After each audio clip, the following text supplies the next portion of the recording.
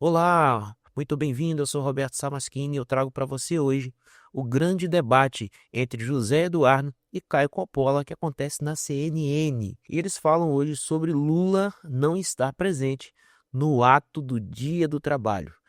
Por que será que o Partido dos Trabalhadores, através da pessoa maior, né, do seu partido, que é o presidente Luiz Inácio Lula da Silva, não vai estar presente no ato do trabalho? É um pouco estranho isso. Por que que o partido que representa o trabalhador não está presente no Dia do Trabalho?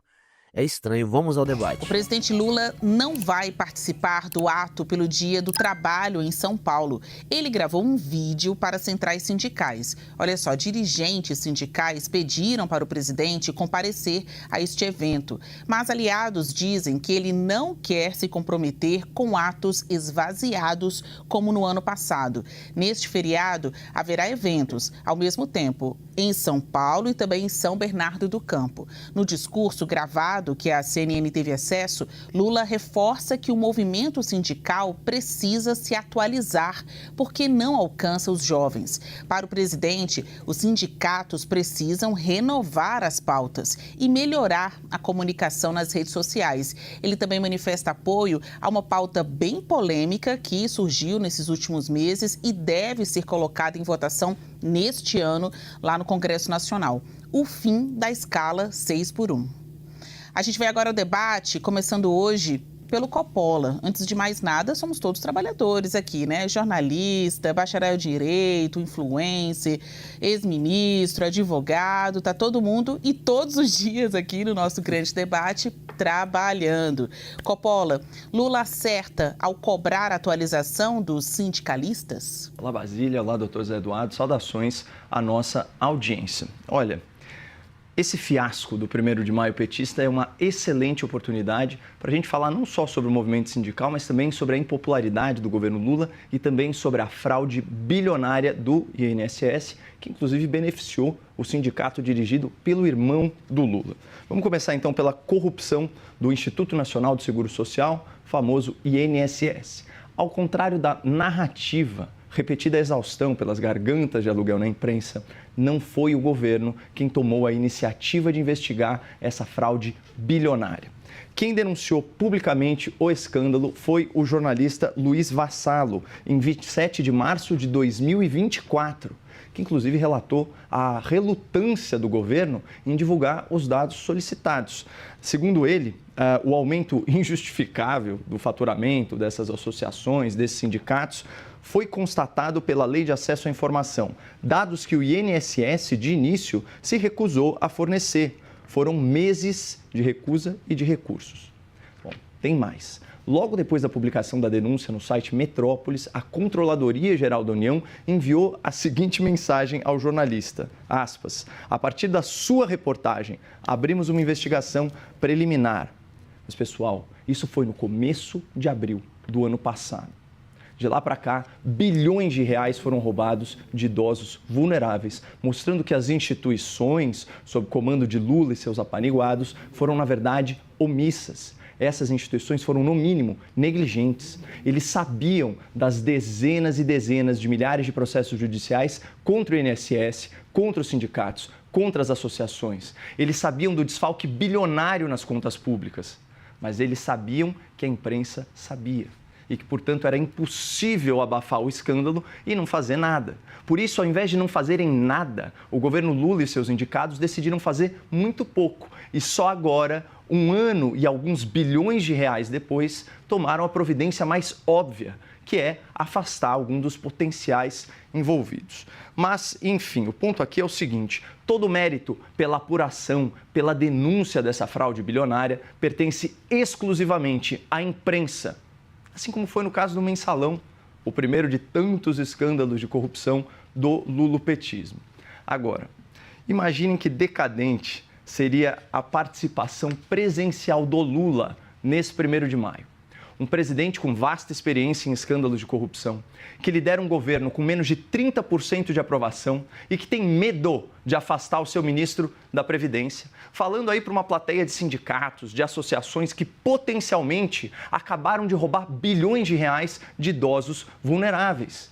É óbvio que o Lula regou, porque o Lula é politicamente covarde. Ele terceiriza suas responsabilidades políticas, suas responsabilidades econômicas, suas responsabilidades penais, inclusive. Ano passado, quando o Lula e o PT e os sindicatos falaram aí para uma plateia vazia no Dia do Trabalho, essa foi a manchete do Estadão. Lula reclama de baixo público em ato do 1º de maio em São Paulo. Evento foi mal convocado. Mal convocado? Será que a militância não sabia que dia 1º de maio é dia de vestir vermelho e comer mortadela? Hein? Claro que sabia. Todo trabalhador sabe que tem festa sindical no 1º de maio e todo trabalhador faz questão de não ir, porque quem trabalha não se sente mais representado pelo PT, pela CUT, pelo peleguismo em geral. Houve um despertar político na sociedade brasileira produtiva. O trabalhador agora sabe que quem explora a sua força de trabalho não é o patrão, o capitalista malvadão. Quem explora o trabalhador brasileiro é o Estado, que, em média, fica com 40% da sua renda na forma de impostos e taxas. Ou seja, o trabalhador esclarecido sabe que ele trabalha até o dia 29 de maio só para pagar um governo atolado em corrupção, em privilégio e em esbanjamento. E alguém acha, em sã consciência, que esse trabalhador, no seu feriado de 1º de maio, vai querer prestigiar um governo que acabou de assaltar os aposentados e aplaudir o Lula, estrela da Lava Jato, aplaudir o ministro da Fazenda, conhecido como Tachad, aplaudir a primeira-dama, apelidada de Esbanja? O melhor mesmo para o Lula, Basília, é botar a culpa nos companheiros do sindicato e faltar à sua própria festa esvaziada. Cardoso, para você, o presidente Lula acerta ao cobrar essa atualização por parte dos sindicalistas, que aqui a gente faz um combo de várias perguntas numa só questão. Acerta no tom? Acerta em não ir nesse ato sindical? Acerta em enviar ou gravar um vídeo? Bom, olá, Basília, olá. A primeira coisa, o ato não é do PT, nem da CUT, é das centrais sindicais. Não é só existe uma única central sindical. E nem o PT está convocando. Tem vários partidos que, às vezes, integram as centrais sindicais e, outras vezes, pessoas sem partido. Então, vamos dizer as coisas como elas efetivamente são. Talvez até alguns dos líderes sindicais que pertencem às direções de certas centrais ficaram ofendidos serem chamados de petistas, porque tem outros partidos. Né? Basta a gente ver nos jornais quem são e como atuam, e, às vezes, até fazendo oposição, em vários momentos, ao governo. Então, acho que é necessário precisar as coisas. Em segundo lugar, eu acho que o Lula tem direito de fazer uma avaliação do que ele deve ir, não ir, priorizar o que ele acha necessário. Ele vai viajar semana que vem para a Rússia, já na segunda-feira, pelo que sei. Ele pode querer ficar nesse período acertando coisas, etc., e não ir ao ato. Ou então avalia que a presença dele não nesse caso, deveria ocorrer. Bom, esse é um direito dele. Ele gravou uma mensagem, portanto, ele estará presente por mensagem. Uma mensagem, a meu ver, corretíssima. Corretíssima. Ou seja, é necessário que o movimento sindical se atualize? Sim. As relações de trabalho mudaram, a realidade mudou e os sindicalistas não conseguiram, como também muitas vezes alguns partidos políticos não conseguiram trazer jovens para as suas fileiras. Então, isso é necessário que se pense, isso é um fenômeno mundial, não é só do Brasil, nem só dos sindicatos brasileiros. Então, nós temos que entender essa mudança dos tempos para podermos adequar às realidades. Mensagem corretíssima do presidente Lula. Respondido a pergunta, como o Caio derivou para outro assunto, eu me permitiria também derivar. Né? Eu desconheço não, seria mentira, mas a maior parte das investigações no Brasil, diria 97%, não começam de ofício. Começam por provocações. Ou notícia da imprensa, ou alguém representa, ou eu tenho uma troca de situações de provas. Só que há uma clara postura diferenciada em governos. Alguns recebem a notícia ou leem jornais e não fazem nada. E quando começam a fazer, ficam com medo e querem nomear um diretor-geral da Polícia Federal que evite investigações, como aconteceu no caso do seu Jair Bolsonaro, que, segundo Sérgio Moro, que ainda é usado por muitos, estava querendo calar a Polícia Federal. Claro, o governo leu no jornal uma notícia. Foi atrás, investigou seriamente, em sigilo, um excelente ministro da Controladoria Geral da União, que é o Vinícius Carvalho, uma Polícia Federal bem dirigida pelo André Rodrigues, fizeram o trabalho. E na hora que reuniram indícios veementes de fraude, tomaram as medidas cabíveis. É assim que se faz. Claro, eu não coloco pessoas para controlar nada, porque pode prejudicar A, B, C ou D. Claro, eu faço investigações sérias de uma fraude que não começou no governo Lula. Houve um aumento, uma elevação, porque é assim que funciona. Quando eu não pego uma coisa no início, começou em 2016, pelo que se sabe, claro, aí vem 17, 18 anos, ela vai crescendo gradativamente, é isso que os gráficos mostram. Então eu tenho que desbaratar isso. Por sorte, esse jornalista, então, deu essa notícia. Por sorte, a CGU tem gente competente e alerta que não recebe a determinação de abafar e investigou. Aliás, eu costumo dizer sempre, Basílio, algo que é importante. Os governos da história que mais sofrem são aqueles que apuram com transparência as corrupções. Sabe por quê? Porque quando você pega a corrupção, as pessoas sentem aquele mal-estar, aquele odor, e isso acaba atingindo o governo que investiu em descobri-la. Isso é da vida. Governos que abafam, muitas vezes, não têm esse odor circulando. Só depois, quando saem. Depois vão descobrir rachadinha, vão descobrir compra de casas em dinheiro, vão descobrir muita coisa depois. Claro, a venda de joias, mas durante o governo nem sempre isso acontece porque procuram abafar. Porque os seus órgãos, tirando a Polícia Federal, que continua firme na sua determinação de autonomia, outros simplesmente ficam quietos, porque são nomeados por presidentes da República que pedem silêncio em relação aos amigos, mas ação em relação aos inimigos. Esse tipo de coisa, portanto, é, a meu ver, mérito sim do governo. Ah, houve uma notícia de jornal? Apura. Não nomeia gente que abafa. Age. Isto é a um governo que quer colocar as coisas em pratos limpos. Ah, mas nem dirige, o irmão do presidente não dirige propriamente uma associação, mas integra uma diretoria lá, tal, etc., um dos nomes. Ah, mas vai pegar Não importa. Não vou abafar porque tem um irmão meu lá. Não vou abafar porque tem um aliado político meu lá. Como, repito, tentaram fazer, não conseguiram, felizmente, aqueles que queriam controlar a Polícia Federal, segundo Sérgio Moro, então ministro da Justiça. Portanto, mérito sim para um governo que investiga, não importa onde vem a notícia, porque às vezes governos se acompliciam com o silêncio, leem as notícias e não fazem nada.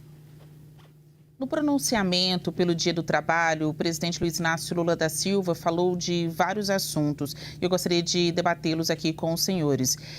O presidente falou da fraude no INSS, toda a repercussão polêmica de momento envolvendo demissão do presidente do INSS, pressão para que também o ministro seja tirado do cargo. Vou aqui à declaração de Lula. O nosso governo, por meio da Controladoria Geral da União e da Polícia Federal, desmontou um esquema criminoso de cobrança indevida contra aposentados e pensionistas. E ele aumenta a história. Diz: determinei à AGU, que é a Advocacia Geral da União, que as associações que praticam cobranças ilegais sejam processadas e obrigadas a ressarcir as pessoas, ou seja, os aposentados e pensionistas, que foram lesadas. Coppola, o discurso do presidente lhe convence? É evidente que não. Inclusive, ele dialoga com os meus argumentos iniciais. Mas antes de endereçar diretamente a sua questão, Basília, obviamente, então, em primeiro lugar, me retratar. E quando eu falo petista, realmente fiz uma generalização, posso me referir a todos os movimentos sindicais da esquerda. Eu tive acesso apenas aos relatos sobre a mensagem, essa é a primeira citação da mensagem do Lula que eu estou ouvindo. Esse é outro ponto. E o doutor Zé Eduardo disse que as investigações não costumam começar ex officio e, de fato, isso é uma realidade. Ocorre que a situação só chamou a atenção de um jornalista porque já havia mais de 60 mil processos com a mesma causa de pedir. E isso são indícios veementes de fraude. Será que ninguém no Ministério da Justiça percebeu isso? A Advocacia Geral da União, o Ministro da Justiça, enfim, as autoridades, a Polícia Federal, né? E o doutor Zé Eduardo usou a seguinte expressão: por sorte, o jornalista deu a notícia. Zé, não foi por sorte, tem que ver os relatos dele. Ele insistentemente, por lei de acesso à informação, foi atrás, né, desses dados que o governo relutantemente cedeu após meses e meses de recusa ilegal. Então, restabelecida aqui a verdade dos fatos, vamos então comentar a frase do Lula. Como o governo Lula desmontou um esquema? Não. Quem desmontou, como eu disse, foi a imprensa, ao denunciá-lo, ao apurá-lo com insistência e denunciá-lo. O que o governo Lula fez, ele aprimorou, ampliou e agravou o esquema, que era um esquema que estava na casa dos milhões e sob Lula 3 foi para a casa dos bilhões. Então, querer colher os louros por combater um esquema de corrupção, né, que o governo foi negligente, porque, repito, já sabia da situação há pelo menos um ano, né, e milhões de idosos foram usurpados do seu patrimônio nesse ínterim. Então, isso é gravíssimo e não tem como o governo capitalizar isso como uma vitória, pelo menos não na minha interpretação, Basílio. Cardoso, essas declarações do Lula foram feitas agora à noite no pronunciamento do 1º de maio. Na sua avaliação, convence ouvir o presidente falando em investigação via Controladoria Geral da União, Polícia Federal, que ele classifica de nosso governo, e ainda afirmando que determinou a AGU, que faz aí, que faz o papel jurídico do governo, né? Defende as causas que são empunhadas pelo governo na justiça. Ele determinou a AGU que cobre das empresas que fizeram os desvios, descontos ilegais, a ressarcir os aposentados. Dá para acreditar? Dá, e até por um detalhe. O Caio mencionou, tem 60 mil ações, é possível que tenha sim. Só que nenhuma delas a União é ré. Ela não vai acompanhar ações entre pessoas privadas, nem o Ministério da Justiça, nem a AGU. Por quê? Porque há litígio entre associações, não há um monitoramento no país de litígios privados. A AGU acompanha as ações que a União é ré. E, nesse caso, ela não é ré. Pelo menos até agora não é ré. E essas ações foram provadas por desvios. Ou seja, imaginar que o Ministério da Justiça e a AGU não sabiam de 60 mil ações, francamente, isso não perceber que a União não sendo ré, os órgãos públicos federais não acompanham essas ações. Então, isso aqui me parece absolutamente injustificável como argumento. Segundo argumento, mas soube há um ano. Bom, acontece desde 2016. Né? Então, os governos, desde 2016, não fizeram nada. Mas o governo Lula sabia um ano. O que aconteceu? Abriu investigação. Eu não tomo medidas antes de investigar. Não é assim que funciona no Estado de Direito. Eu antes apuro, porque pode ser mentira, pode ser verdade, pode acontecer, pode não acontecer. E mais, quem é o responsável? As investigações, por definição, são sigilosas, particularmente os inquéritos policiais. Então, está se investigando?